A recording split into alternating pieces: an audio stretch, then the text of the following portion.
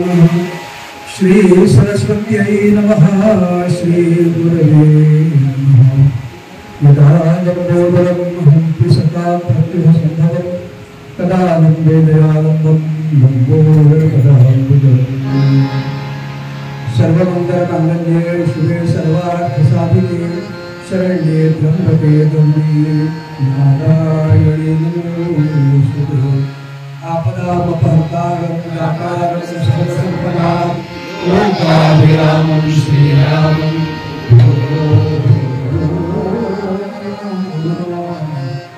मनोजवं मारुततुल्यवेगं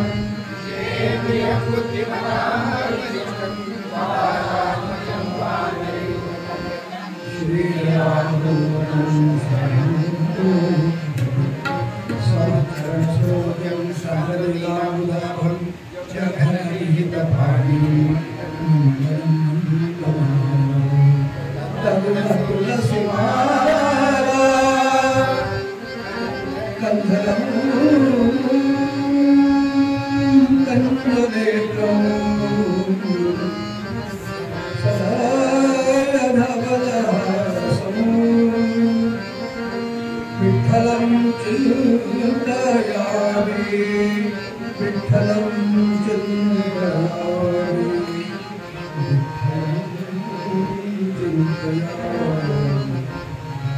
ब्रह्मानन्दं परमसुखदं देवज्ञानयोगे वैवाहिकं गगनसदृशं तत्त्वमस्यादिसत्यम्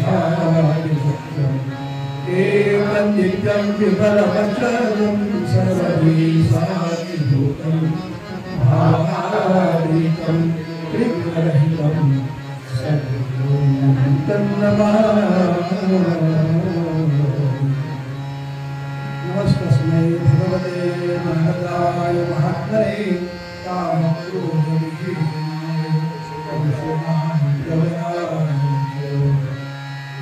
जयानि जन्मनामात्मसारा जयानि सदा वासनामात्मकेना जयान्मुखी सर्वनामानि नमस्कारं चैतन्यमूर्ति जय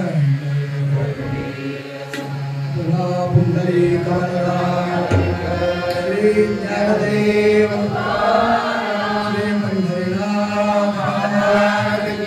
राजाधिराज कमलाचंद्र महाराज महारुद्र हनुमान की भगवान गोपाल कृष्ण महाराज की जय जय रघुवीर पार्वती पते हर हर महादेव मंगलमूर्ति जगत जननी अम्बा माता की आर्य सनातन वैदिक हिंदू धर्म की भारत माता की गो माता की छत्रपति शिवाजी महाराज की जय जय रघुवीर जय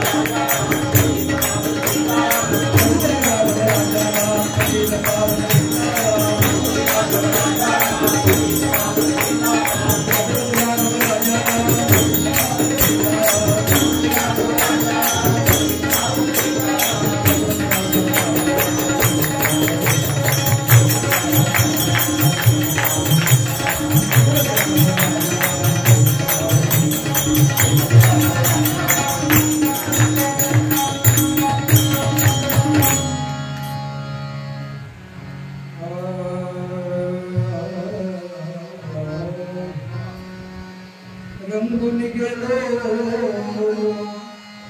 हाथ नारामे राम राम वदता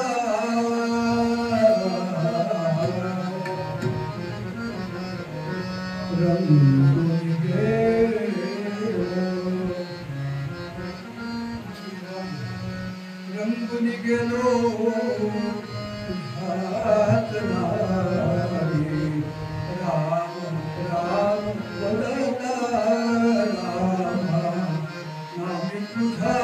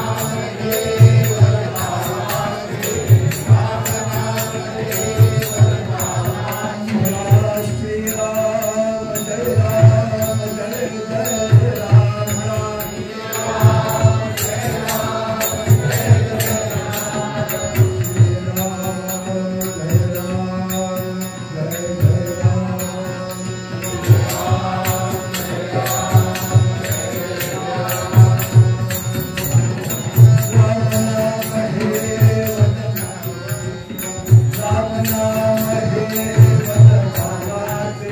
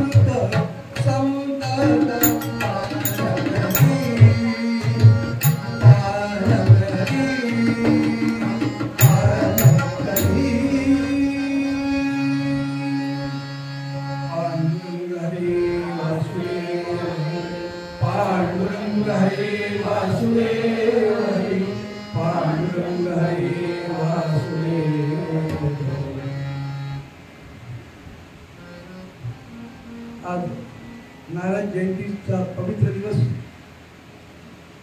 आणि पांडुरंगाच्या रवळामध्ये कीर्तन, अतिशय दुर्मिळ असा योग पुरोहित सरांनी, खरं म्हणजे मी कीर्तन करणार नव्हतो, कारण नारायण जयंतीला मी कधीच कीर्तन केलं नाही, पण पुरोहित सर म्हणाले की नाही तुम्हीच कीर्तन करा, समारोपाचं कीर्तन तुम्ही करा. ते माझी आज्ञा पाळतात, मी त्यांची आज्ञा पाळतो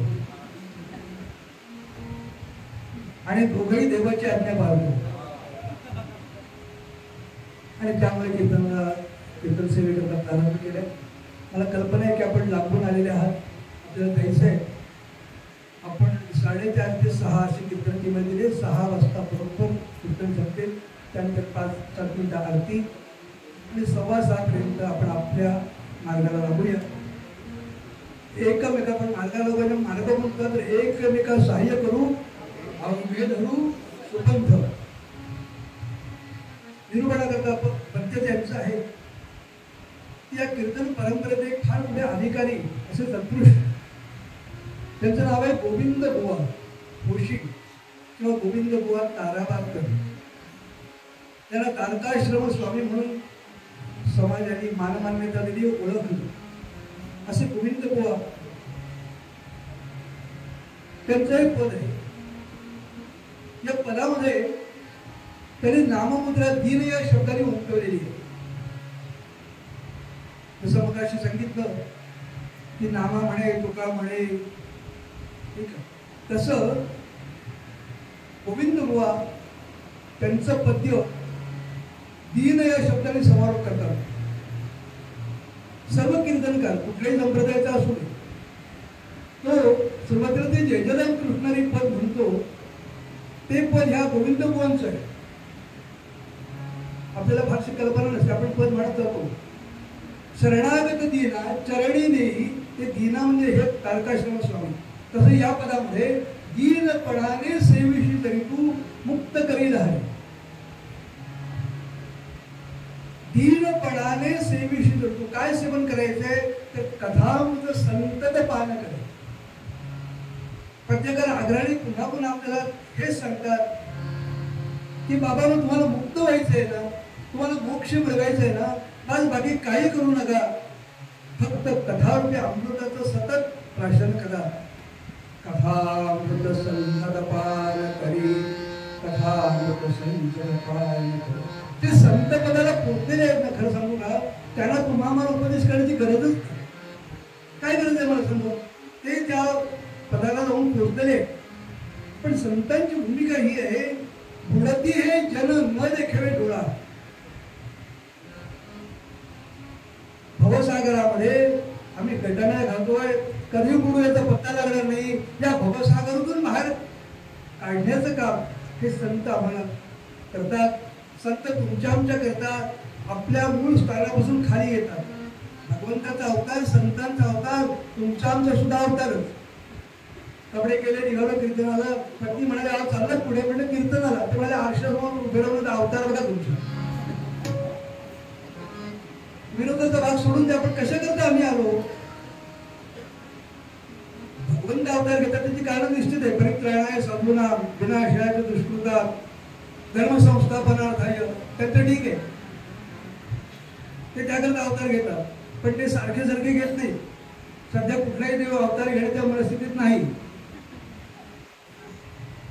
आपल्याला खूप वाटतं भगवंताने अवतार घ्यावा, काय या भ्रष्टाचार, अनाचार, दुराचार सगळं त्याला बघत नाही का, तो दिसत नाही का, त्याला सगळं दिसत आहे.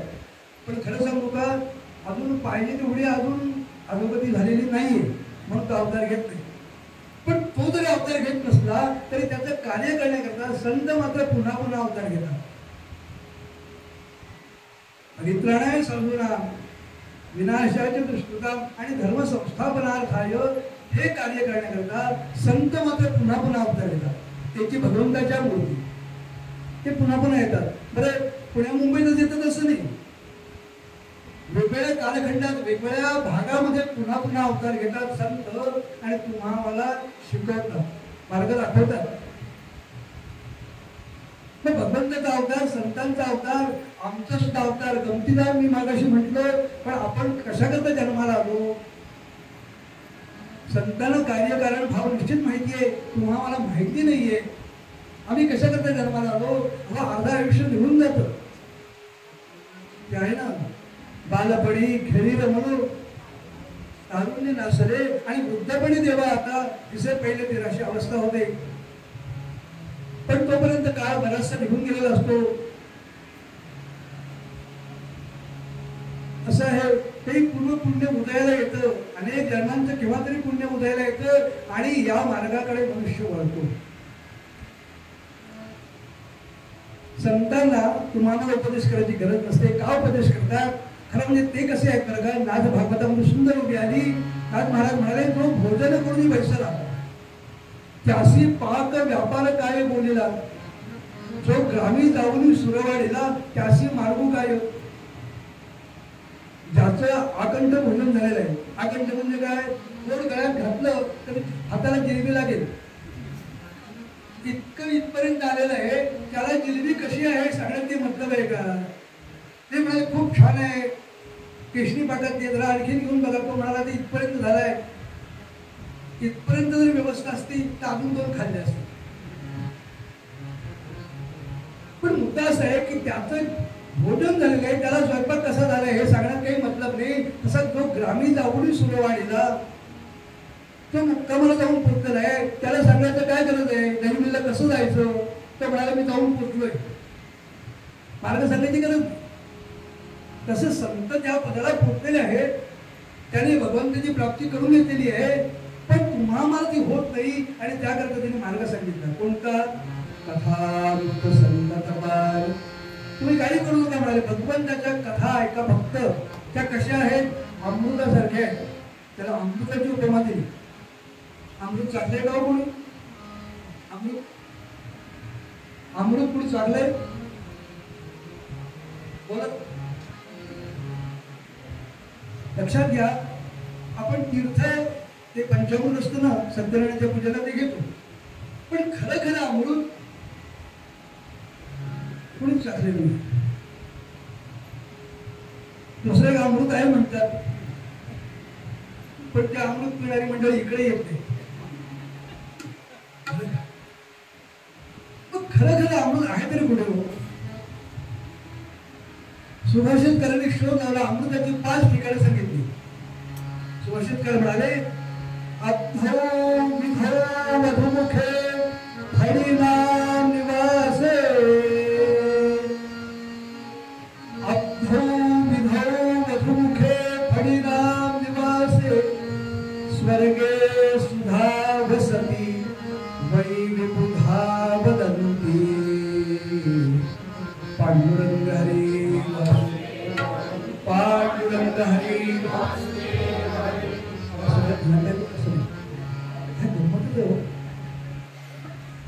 आपण म्हणत सांगितलं तर सुद्धा म्हणत नाही. काय गमत आहे बरं? पांडुरंग हरी पांडुरंग हरी. 5 ठिकाणी सांगितली. अबुधौ अमृत कुठे आहे? सुभाषितकरांना लावलेला शोध आहे. ते म्हणाले अबुधौ, अब्धी म्हणजे समुद्र, समुद्राच्या ठिकाणी अमृत आहे. खरंच आहे का?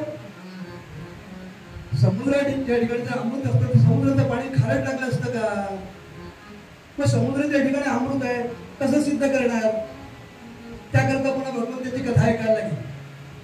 भागवतामध्ये समुद्र मंथनाची कथा आलेली आहे आणि त्या कथेमध्ये जी 14 रत्न बाहेर आले त्याच्यामध्ये अमृत कलश घेऊन भगवंत बाहेर आले, स्वतंत्र अवतार घेतला. त्या कथेत शिरत नाही. त्या समुद्राच्या ठिकाणी अमृत आहे या कथेवरून सिद्ध झालं. विधो, विधू म्हणजे चंद्र, चंद्राच्या ठिकाणी अमृत आहे. खरंच आहे तो? शंका येते. कारण ते चंद्रावरती गेले त्यांनी काय आणलं तिकडून? माती आणली. बरोबर, माती आणली, दगड आणले. जे गेले त्यांना माती दगड मिळाला तिकडे, त्यांनी तो आणला. पण चंद्राच्या ठिकाणी अमृत आहे ते कसं सिद्ध करणार? ऐका, सांगून ठेवू. चंद्राच्या ठिकाणी अमृत आहे हे वर्षातून फक्त एकदा मिळतं. ऐकून ठेवा. तो दिवस आहे आश्विन शुद्ध पौर्णिमा, ज्याला कोजागिरी पौर्णिमा असं म्हणतात. पण कोजागिरीच्या दिवशी पौर्णिमेला ते मिळतं कुठे, तर त्याची रेसिपी आहे. ती रेसिपी सांगतो, सगळ्यांनी लिहून घ्या आणि या येत्या कोजागिरीला ते अमृत तयार करा आणि मला प्यायला बोलवा. कसं अमृत मिळतं ऐका. सकाळी गाईचं दूध घ्यायचं. आपल्या कुटुंबामध्ये जेवढे सदस्य असतील त्या हिशोबाने घ्या. आपल्याला 1 ग्लास किंवा 2 ग्लास किती लागतात त्या हिशोबाने घ्यायचं. त्याच्या चौपट म्हणजे 1 ग्लास लागत असेल तर 4 ग्लास एवढं दूध घ्यायचं. गाईचं बरं करा. ते चांदीच्या पातेल्यामध्ये ठेवायचं. सकाळी चुलीवरती आटवत ठेवायचं. दिवसभर ते आटवायचं. आटवायचं म्हणजे त्याच्यावरती साय येऊ द्यायची नाही, नाहीतर मोहरी तुम्हाला साय चांगली भाकरीसारखी साय आली की त्याला काढून ठेवते ना, त्याला नाही काढायची नाही. ते दूध आटवत ठेवायचं. संध्याकाळपर्यंत आटवायचं. सूर्यास्त होईपर्यंत त्या चुलीवरती ते आटवत ठेवायचं. संध्याकाळ झाली, सूर्यास्त झाला की त्याच्यामध्ये साखर घालायची. साखर आता शुगर असेल तर कमी घाला, ज्यांना तो विकार आहे त्यांनी कमी घाला, नसेल तर भरपूर घालायला हरकत नाही. जेवढं दूध त्याच्या दुप्पट साखर.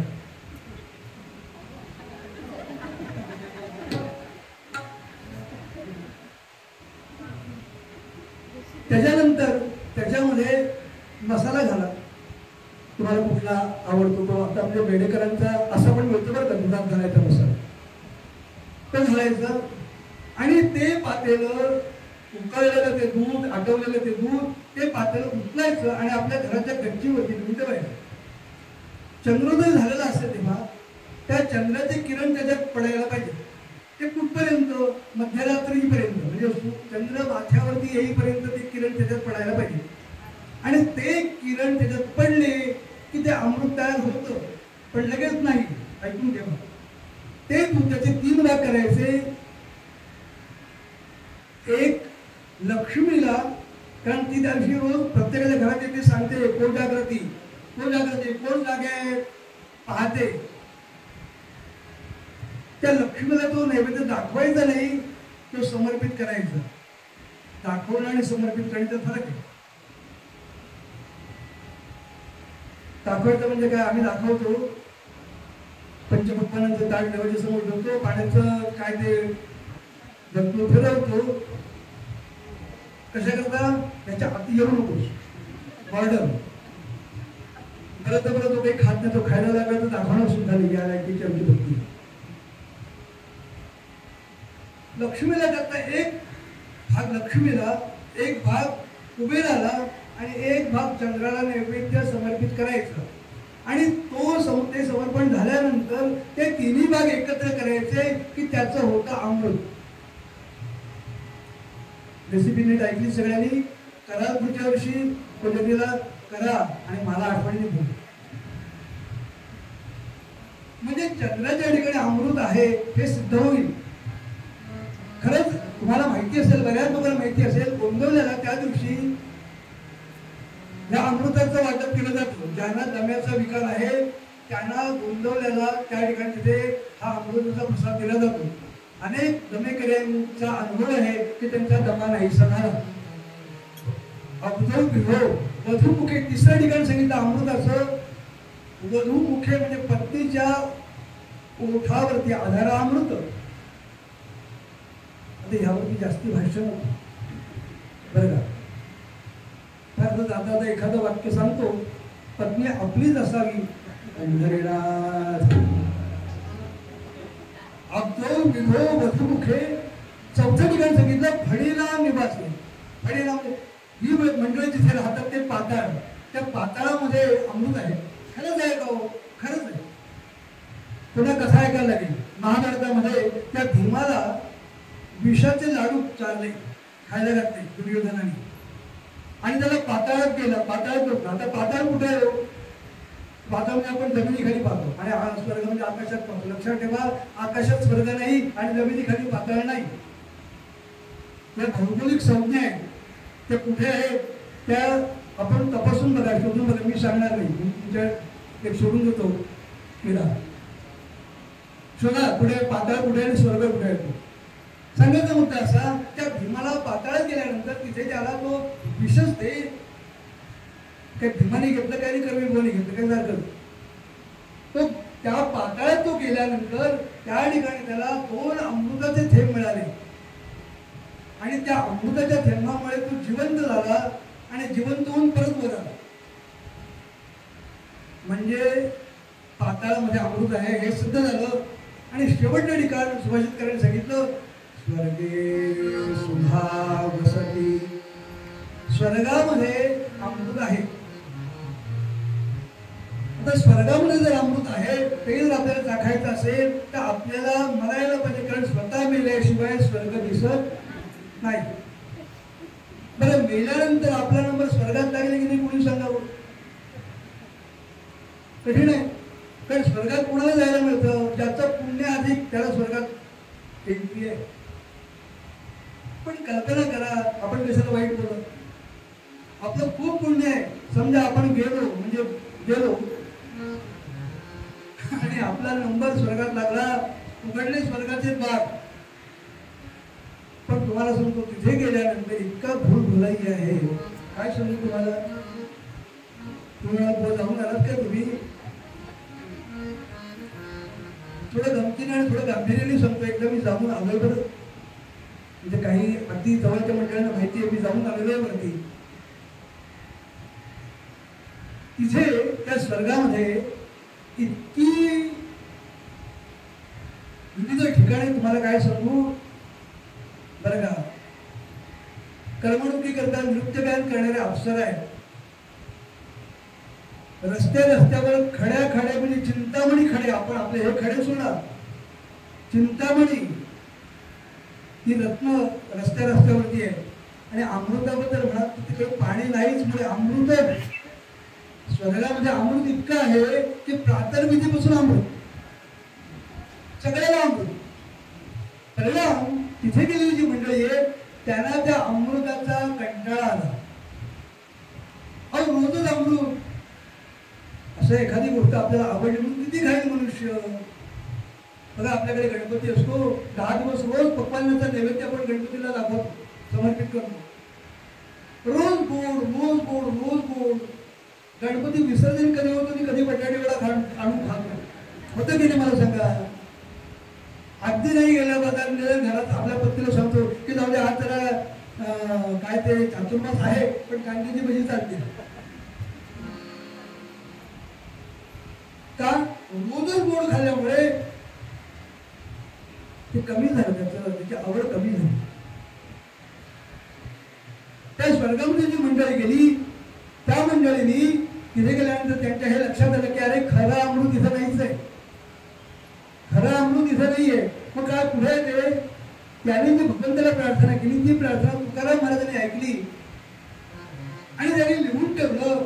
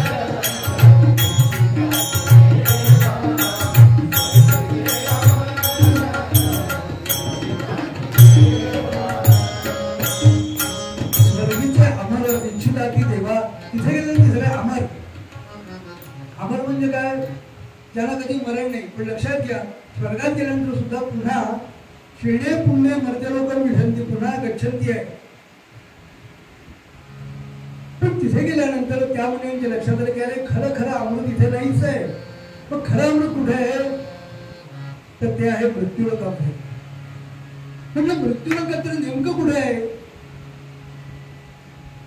तुकाराम महाराजांनी पत्ता दिला. ते म्हणाले आज जर तुम्हाला अमृत सांगायचं असेल तर आज देवर्षी नारदांची जयंती आहे. कर्जतला दहिवली, कर्जतच्या बाजूला दहिवली गाव आहे. त्या दहिवली गावामध्ये विठ्ठल मंदिर आहे. तिथे पांडुरंगाचा प्रसाद म्हणून आज अमृताचं वाटप होत आहे दिवसभर. तुम्ही तिथे जा.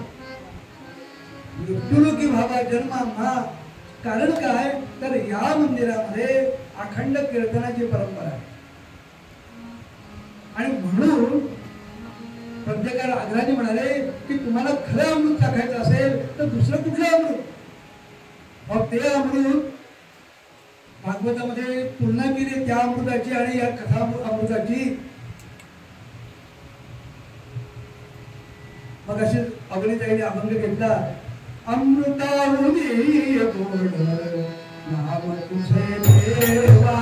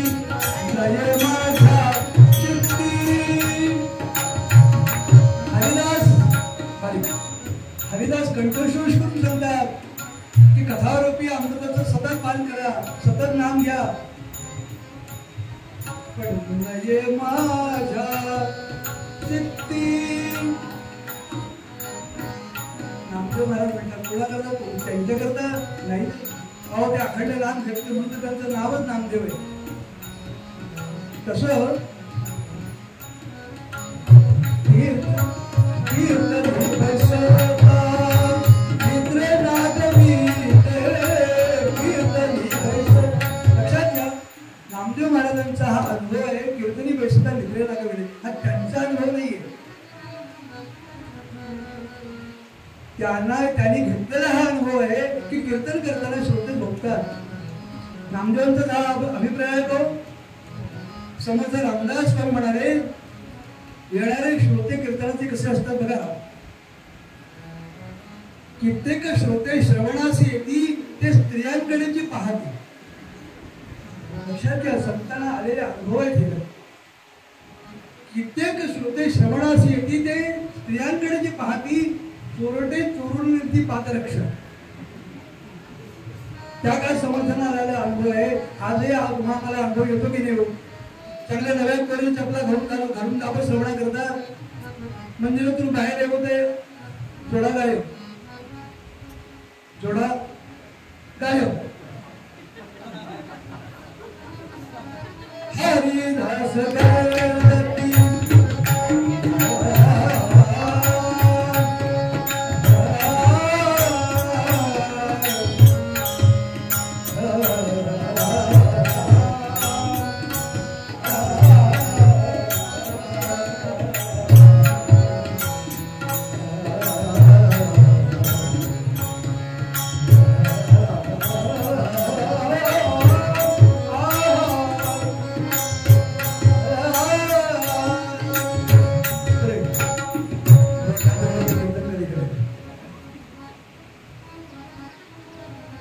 सगळ्या संतांनी एकमुखाने सांगितलं की बस बाकी काही करू नका. कथावरती अमृताचं पान करा. पुन्हा पुन्हा भगवंताच्या कथा ऐका. 3 प्रकार सांगितले. गुणसंकीर्तन, नामसंकीर्तन आणि लीळा संकीर्तन.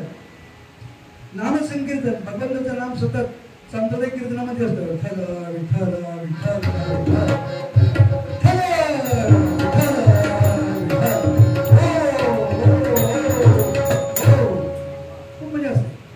त्यांच्या कीर्तनामध्ये टाळकरी असतात. आम्हाला टाळकरीच असतात.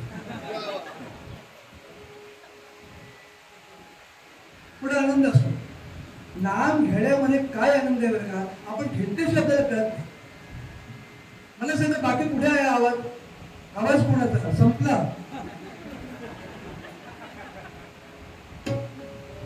एकमेव हे ठिकाण असे की जिथे आपण उच्चाराने जय जयकार करू शकतो. जय श्रीराम बोला, जय जय श्रीराम. झालं ना राम मंदिर. पांडुरंग हरी वासुदेव, निशंक मनाने निसंकोचपणे एकच हे ठिकाण आहे मंदिर की जिथे आपण उच्चाराने भगवंताचं नाव घेऊ शकतो. त्याचा आनंद काय आहे. संत आम्हाला का त्या मार्गाने जायला सांगतात उत्तरांना बघूया. त्या ठिकाणी पूर्ण थांबवतो. खूप बोलण्यासारखं आहे, पण आपण सगळेजण जाणकार आहात, कीर्तनकार आहात. तुम्हाला सगळ्यांना मनापासून नमस्कार करतो. आपण थांबलात ऐकायला, कीर्तन ऐकायला थांबलात, अहो भाग्य माझं. असो, थांबूया. तोपर्यंत इथं थांबवतो. कारण छान छोटंसं असं आख्यान आहे. छोटंसं म्हणतो तर मोठं आहे, पण ते छोटं करून सांगतो.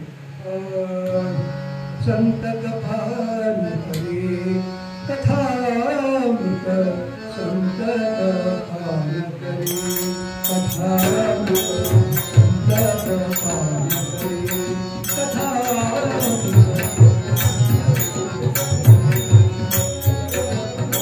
संत संत कपाल न करे, संत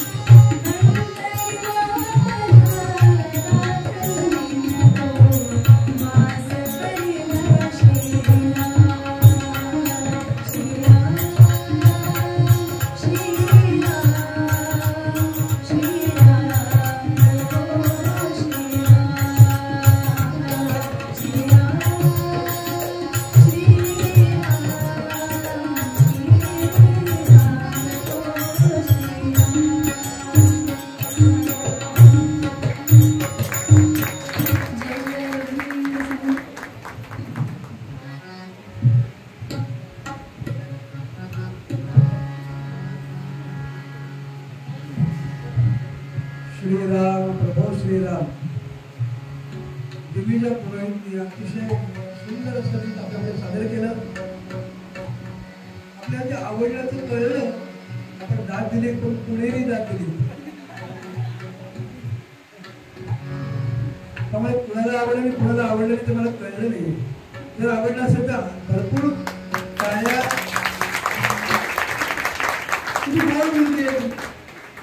तिने इतकं सुंदर गीत सादर केलं. गुणी मुलगी आहे ती, अर्थात गोविंद सरांच्या वेळी गुणी असणारच. श्रीराम पुरोहित आहे, खूप छान पेटी सुंदर वाजवते. आपण सकाळी तिची साथ ऐकली. खरं म्हणजे तिने दोन्ही कीर्तनांना साथ करायची इच्छा होती, पण आमचा जुना मित्र, जुना खेळाडू बोलतोय केदार आठवले माझी अनेक अनेक अनेक कीर्तनं वाजवले. नुसते नाही तर मला त्यांनी खूप मदत केली, वेगवेगळी मदत केली. आणि कधीही अँकर धावून येणार आमचा तो केदार. हा केदार आहे आणि हा विवेक आहे. सुंदर जोडी आहे बघा. केंद्रामध्ये साथीदार सुद्धा चांगले असायला पाहिजे, चांगले असावे लागतात. तर कीर्तन गृह कसाही असतात आणि कसाही असतात बघा, पण साथीदार जर चांगले असतील ना तर कीर्तन वरती घेऊन जातात. त्यामुळे उत्तम साथीदार दोन्ही विवेक भागवत आणि केदार यांच्याकडे सगळ्यांनी आपण जोरदार टाळ्या. अशीच पांडुरंगाने त्यांच्याकडून सेवा करून घेऊ. अनेक कीर्तनकारांना त्यांनी अशा प्रकारे साथ संगत त्यांच्याकडून व्हावी अशी प्रार्थना करतो पांडुरंगाला. मध्यमध्ये गाणं म्हणायचं असतं. वेळ मला माहिती 7:30 झालेले, 6ला आपल्याला कीर्तन संपवायचं. माझ्या दृष्टीने परीक्षा आहे, कारण माझं ना परत काम होतं. म्हणून याला अख्ख्यान मोठ्या पण छोटं पण जगण्याचा प्रयत्न करायला आणि 6 वाजेपर्यंत संपवणार आहे. पण काही वेळेला फार पंचायत होऊन बसते. एका ठिकाणी मी कीर्तनाला गेलो होतो आणि ज्यांच्या घरी उतरलो होतो त्यांची भाची आलेली होती पाहुणी. त्या मालकीणीबाईने मला सांगितलं की आमच्या भाचीला जरा मध्यंतरात संधी द्यावं, तिच्या 5 परीक्षा झालेल्या गाण्याच्या. म्हटलं बरं. कीर्तनाला सुरुवात झाली आणि प्रोग्राम सुरू झाला आणि 15 मिनिटांनी त्यांची भाची अशी नटून थटून आणि तुम्हाला सांगतो की माझ्या सगळ्यांचं लक्ष वेधून घेतलं. आली आणि माझ्याकडे बघून मी पण तिला पुढे सांगितलं की माझा प्रोग्राम पुढे येत असं की मग सांगतो. 2-3 वेळा झाला. शेवटी तिला असं झालं की कधी या मेल्याचा प्रोग्राम सुरू आणि संपलायचं तर प्रोग्राम तिला पूर्ण केले. म्हटलं या. ती आली आणि माझ्यासमोर माईक असा गिटार ओढून आणि गाणं सुरू केलं. काय गाणं सुरू करावं तिने? प्रोग्राम चालवत असत नामाचा विषय चालला होता आणि तिने गाणं सुरू केलं. तुझाच आहे शेवट वेड्या माझ्या पायास. बरं गाणं चांगलं ते गाणं बरं का. माती सांगे तुम्हाला पायी मत थोडं विसरी, तुझाच आहे शेवट वेळ. खूप छान गाणं आहे. पण तिने ज्या आविर्भावात सादर केली ती सारखी माझ्याकडे बघायची आणि माझे तुझाच आहे शेवट वेड्या माझ्या पायास. कीर्तन झाल्यानंतर सांगितलं माझं लग्न झालंय. थोडं गाणं घेऊया.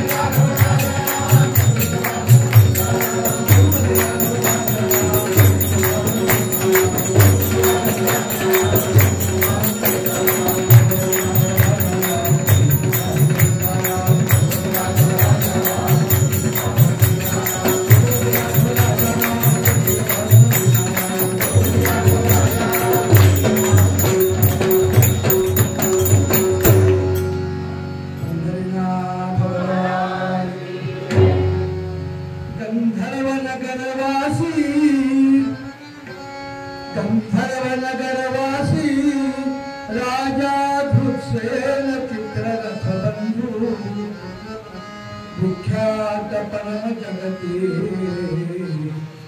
विख्यात परम जगती ललना दशशतकयुक्त धनसिंधू गंधर्व नगरीचा राजा नाव आहे चित्रसेन. हा दोन कारणाकरता प्रसिद्ध. एक म्हणजे तो गंधर्व आहे त्यामुळे तो गायक आहे, उत्तम गायचा गायक म्हणून त्याची प्रसिद्धी होती. आणि दुसरं म्हणजे ललना दशशतकयुक्त बलसिंधू. त्याला त्या राजाला राण्या किती होत्या? दशशतक म्हणजे किती? 1000. बरोबर नक्की? दशशतक बरोबर बरोबर.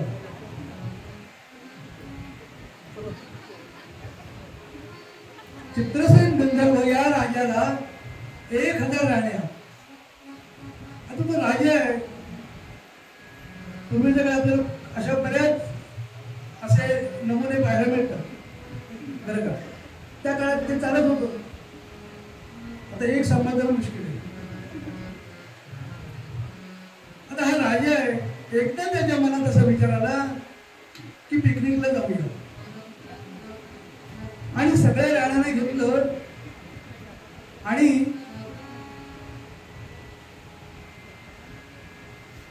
सहकुटुंब सहपरिवार ट्रिपला गेला. कुठे गेला? आला गंधर्व राजा आला गंधर्व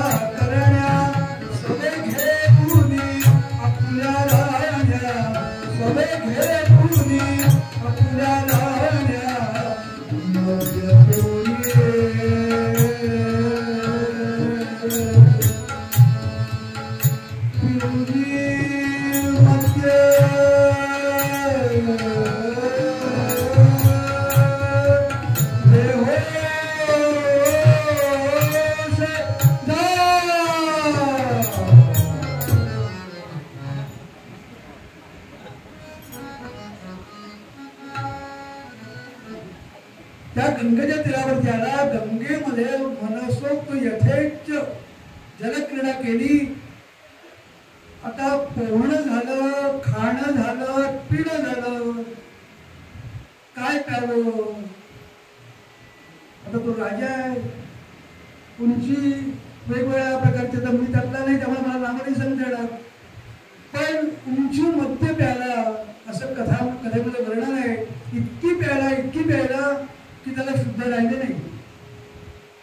पौष्टिक हा गंधर्व आहे की नाही? त्याला सूर आणि सुरामधला फरक कळायला पाहिजे की नाही?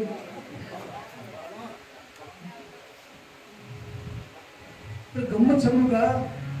सूर आणि सुरा दोन्हीचं पान जास्ती झालं की ब्रह्मानंदी टाळे लागते असं म्हणतात. सुरांची रशा जास्ती झाली की लागते हे मला अनुभवलेलं आहे. पण त्या सुराची ती सुरा जी आहे ना तिची नशा जास्त झाली की मला अनुभव नाही, पण राजाने तो अनुभव घेतला. इतकी प्यायला की त्याला शुद्ध राहिले नाही. शेवटी त्या राण्याने त्याला उचलला आणि विमानात घातला आणि विमान पुन्हा वरती उडालं. आता गंधर्वांची म्हणजे रात्रीची वेळ, यक्ष किन्नर गंधर्व त्यांचा रात्री, आपला दिवस की त्यांची रात्र. विमान निघालं गंधर्व नगरीला जायला. जाता जाता त्याच्या त्या मद्याच्या प्राशनाने इतकी दुर्गंधी की त्या राहण्यात त्याला त्या दुर्गंधी जाण्याकरता उत्तम असे सुगंधी पदार्थ त्या विड्यामध्ये घालून, त्रयोदशी गुणा असतो ना विडा, काय ते वेगवेगळे पदार्थ घालून त्या विडा खायला त्याला देते. आता विडा तो खातोय, सगळं प्यायला नशेतच आहे, तो प्यायलाय, विडे जगवतोय. पान खाणाऱ्याला कुठे थुंकावं कळत नाही, सिगरेट ओढणाऱ्याला कुठे सिगरेट थुंकून टाकावं कळत नाही. तर शिकलेले असतात, सुट्टापट्टा आवडत असतात, पण मी अनेक वेळा पाहिलंय की सिगरेट, जळती सिगरेट ती न विचारता टाकून देतात, त्याच्यावर कुणाचा पाय पडतो. तसं वेळी खाणाऱ्याला साल पुढे टाकावी कळत नाही. असो, आता हा राजा आहे, विडे खातोय, चघळतोय आणि तुंबतोय. पहाटेची वेळ आणि त्या वेळेला हा चाललेला असताना हा तुंबतोय आणि त्याच वेळेला पहाटेच्या वेळेला गालव नावाचे मुनी ब्राह्मण मुहूर्तावरती गंगा स्नान करून सूर्याला अर्घ्य देत होते.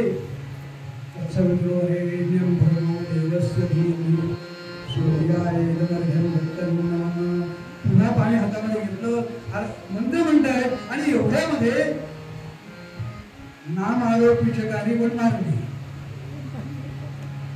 ती नेमकी पिचकारी जी मारली ती या गालव मुनींच्या हातामध्ये, हातात गंगेचं पवित्र जल आहे आणि ती पिचकारी यांच्या हातात पडली. पाहिल्याबरोबर ओळखलं विमान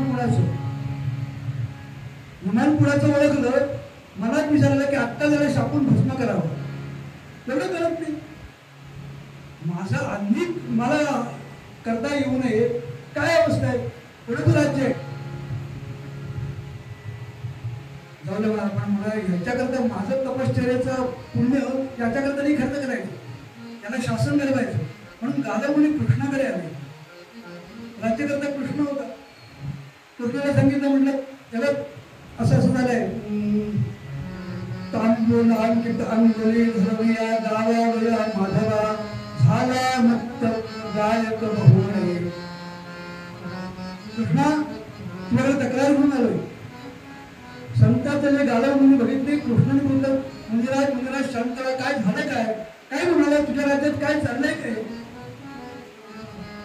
सगळं वृत्तांत सांगितलं आणि सांगितलं. म्हटलं तू काय करणार आहेस ते सांग, शासन काय करणार आहेस ते सांग. कृष्ण म्हणजे पॉलिटिकल म्हणजे काय, आपली पोळी कशी टिकल त्याला पॉलिटिकल म्हणतात. कृष्ण म्हटलं, महाराज तुम्ही शांत व्हा, गुन्हा घडलाय मान्य आहे, तर असं करूया आपण चौकशी समिती नेमू आणि अहवाल आल्यानंतर शिक्षा करू. गालव मुनी म्हणाला, तुम्ही चौकशी समिती नेमणार, 6 महिने चौकशी होणार आणि आरोपी निर्दोष होणार, असं ते मला सांगितलं. काय आत्ता म्हटलं, मुनिराज काय केलं तुम्ही तुमच्या समाजाने? ते म्हणाले, याला देहांत प्रायश्चित्त घडलं पाहिजे, त्या दंडाची शिक्षा केली पाहिजे असतो. कृष्ण सांगितलं, म्हटलं नक्की करीन. म्हटलं तसं नको, वचन दे मला. कृष्णाचा आईची शपथ घेऊन शकतो, याला अस्तमित होय धरी जाव हे धरणी, अस्तमित होय धरी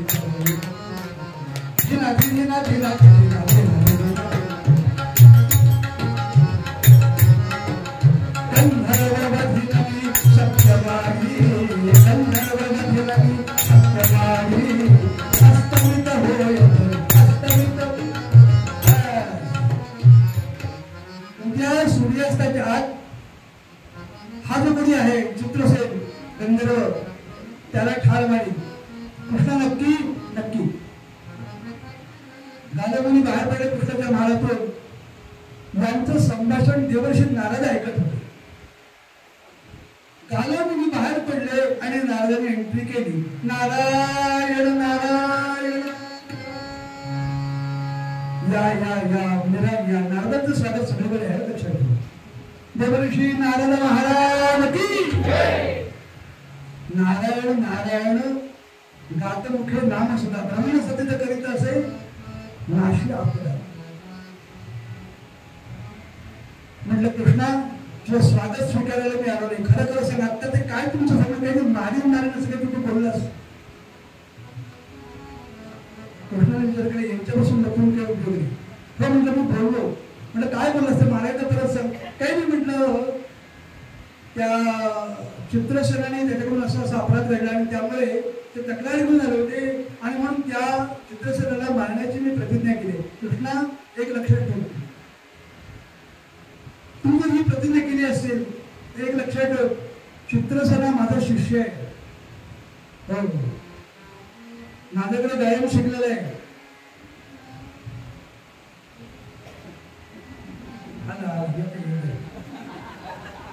त्याला माहिती मला त्यांनी स्वर काढली.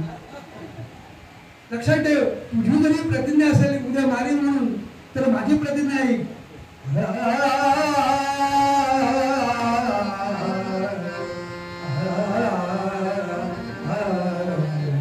सोडीन मी वीणा वादना, सोडीन मी वीणा, सोडीन मी वीणा,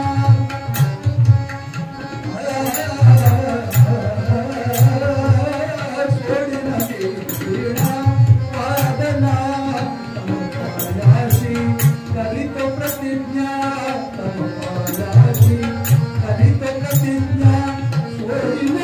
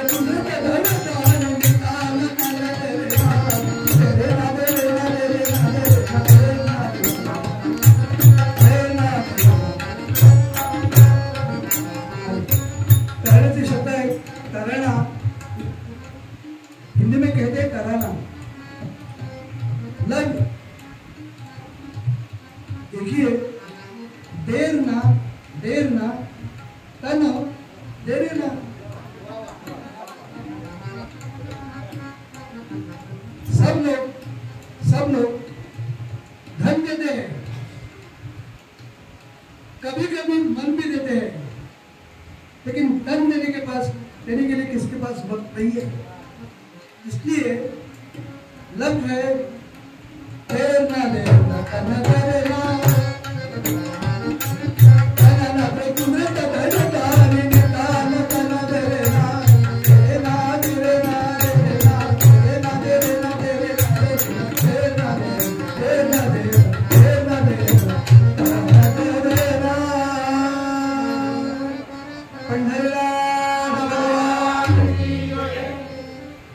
नारद तुमचं काय म्हणणं आहे. काही नाही म्हटलं, माझं म्हणणं असं आहे, तू जर चित्रसेनाला मारणार असशील तर उद्यापासून तुझा प्रचार बंद.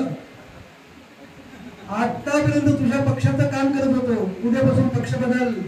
लक्षात ठेव. कृष्णाने विचार केला की आता आपण तर प्रतिज्ञा करून बसलोय. म्हटलं नारदा आता काय आहे, मी प्रतिज्ञा केलेली आहे, काय व्हायचं ते होऊ दे. आता मी प्रतिज्ञा मागे घेणार नाही, माझे शब्द मागे घेणार नाही, आईची शपथ घेतली. ठीक आहे म्हणलं. आता नारद लागले कामाला. तिथून निघाले कृष्णाच्या महालातून, आले चित्रसेनाच्या दरबारामध्ये, त्याच्या राजवाड्यामध्ये आले. तोपर्यंत त्याचं विमान खाली उतरलं होतं. चित्रसेना ओ जागा झालास हो. गुरु महाराज आपण कसे आलात. म्हटलं आज तुझं शेवटचं गाणं ऐकायला आलो. ते तंबोरे काढ, काय असतील नसतील ते अनबट राग आता ऐकव. म्हटलं असं का गुरु महाराज आपण म्हणता. नाही म्हटलं तुझा अवतार संपत आला, शेवटचं गाणं ऐकायला आलंय. म्हणजे मला कळलं नाही. नाही म्हटलं तुला कळणारच नाही, कारण अक्कल घाण टाकली. स्वतःला गेला होतोस कुठे? काल मी गेलो होतो कुठे गेलो होतो विसरलास? गंगेवरती स्नानाला गेला होतास ना राण्याला घेऊन. काय तिकडे उद्योग केलेस?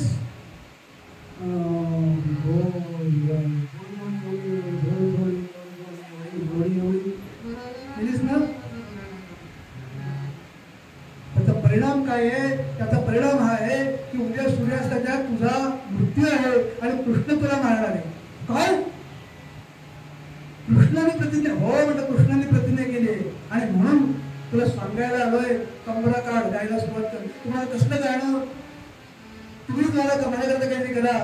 कोण तुझं समसांग माझा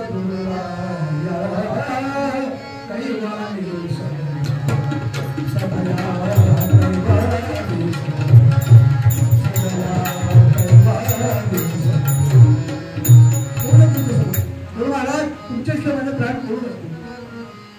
काही नाही म्हटलं, मला जगायचंय, मला मरायचं नाहीये. मग मूर्खासारखं का वागलं? नाही म्हणाला, गुरु महाराज काही करा पण माझे प्राण वाचवा. म्हटलं हे बघ, तू एक काम कर.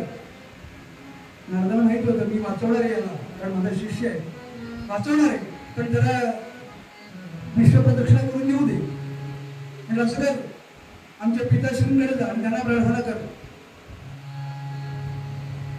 काय सांगू? काही नाही, सांग मला मदत करा, माझे प्राण वाचवा. ब्रह्मदेवांकडे गेले चित्रसेन, प्रार्थना केली. ब्रह्मदेवान सांगितलं माझं काम निर्मितीच आहे, पण मरणाचं खातं माझ्याकडे नाही. बरं कोण? म्हटलं असं काय, विष्णूंकडे जा. नारायणा रमारमणा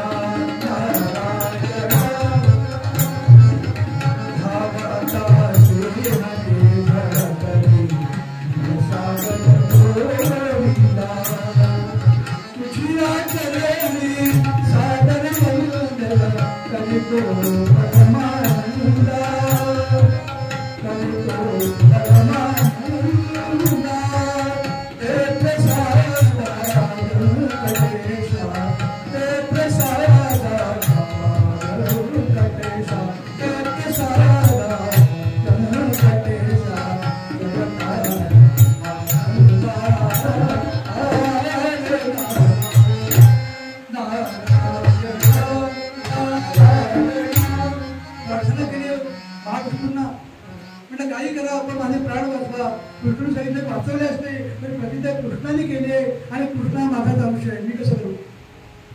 म्हटलं काय करू? काही नाही म्हटलं, एक मार्ग आहे, शंकरांना शरण जा. कैलासावरती आले, सांगितलं, म्हटलं हे प्रभू विष्णू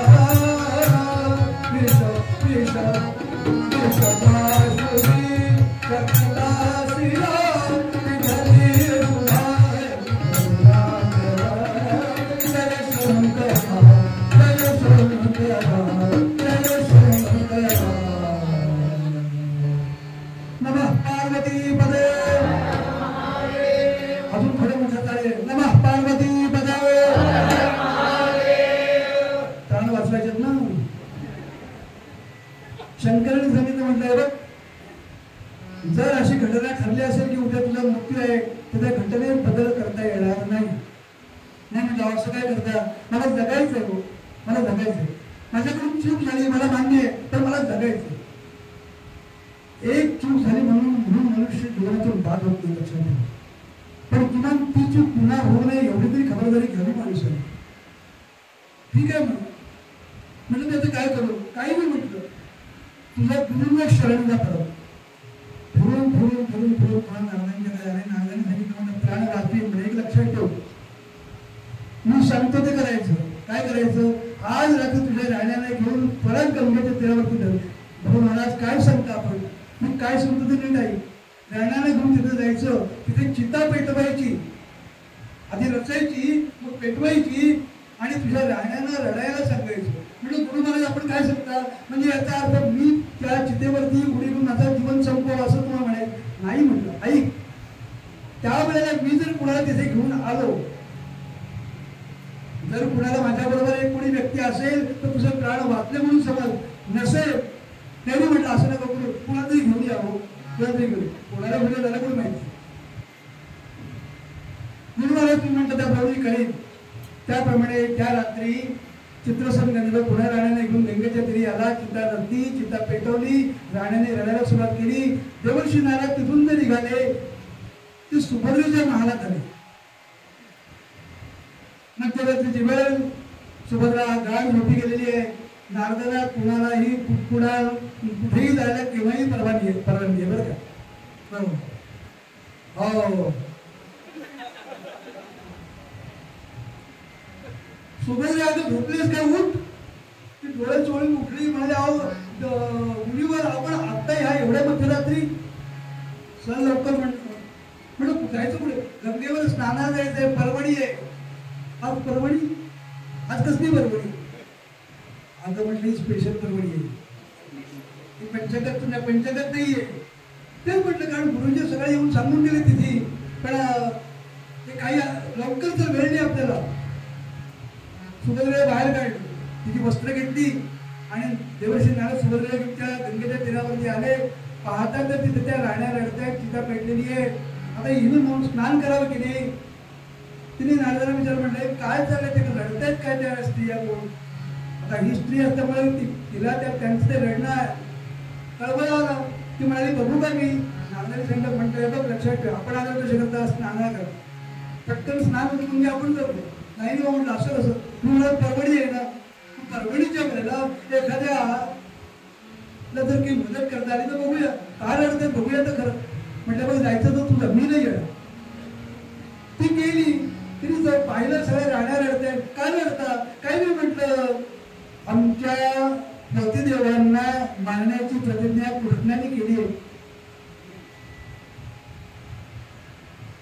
आणि त्यांचे प्राण वाचवले अशी इच्छा आहे.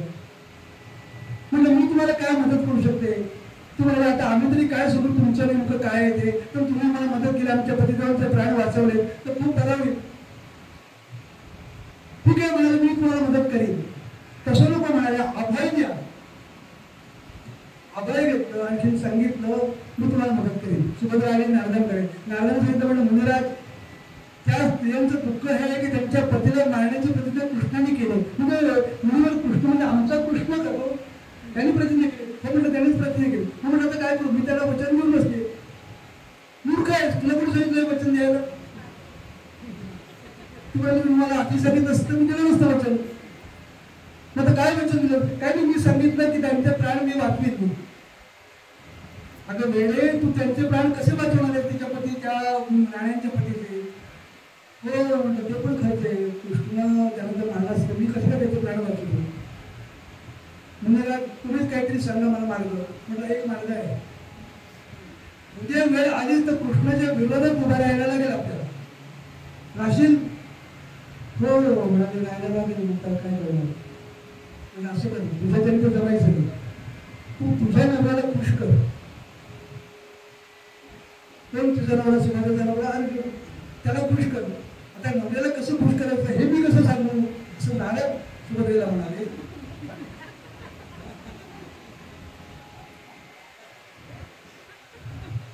सुभद्रेने आपल्या पतिदेवाला खुश केलं, त्यांच्याकडून वचन घेतलं की वेळ आलीच तर कृष्णाच्या विरोधात उभा राहायची वेळ आली.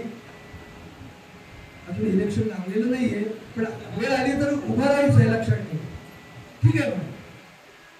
ठरल्याप्रमाणे दुसऱ्या दिवशी सूर्यास्ताच्या मारायचं होतं.